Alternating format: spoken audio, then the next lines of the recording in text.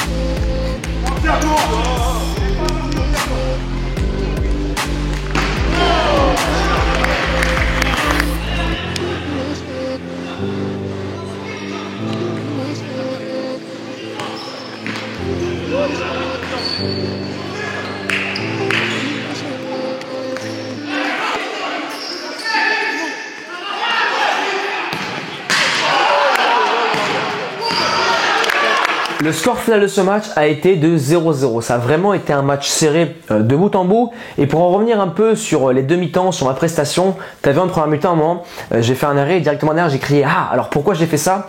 Et j'ai fait ça, donc j'ai sorti tout seul. C'est un réflexe que je faisais souvent lorsque j'étais au TFC. Lorsque je fais un arrêt, j'extériorise la chose pour faire comprendre à l'attaquant que tu es dans ma surface de réparation, c'est à moi, c'est chez moi ici, c'est mon terrain. En gros, je marque mon territoire et je lui fais comprendre que je suis présent aujourd'hui et si tu veux marquer, ça va être compliqué. Et après, il y a certains attaquants, je pousse le bouchon un peu plus loin, je vois que dès que je fais des arrêts ou dès que j'extériorise, ça les rend fous.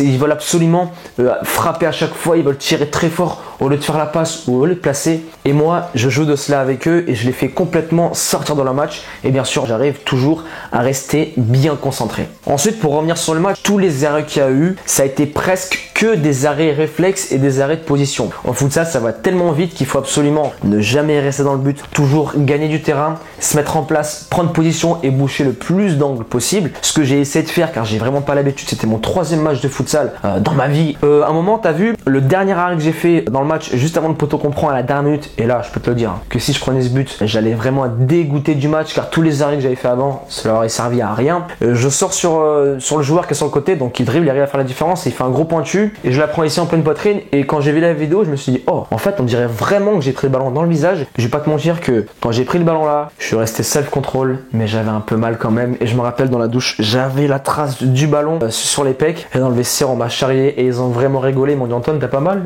Moi, je disais, non, j'ai pas eu mal. Alors qu'en vérité, si, j'ai eu un peu mal, mais il faut toujours rester stoïque, très calme pour faire comprendre à l'attaquant qui peut frapper encore plus fort. T'auras pas mal et t'es toujours bien en place. On arrive maintenant à la fin de cette vidéo. Écoute, t'as vu le match, t'avais à peu près mes compétences dans le but, du moins au futsal. Mais je t'invite à me laisser ta petite analyse, ton petit commentaire et à me donner une note sur 20. Et si ce genre de contenu te plaît, je t'invite à me le faire savoir en m'explosant la barre des likes et des commentaires. À présent, je vais te laisser là. Persévérance et motivation et on avance ensemble.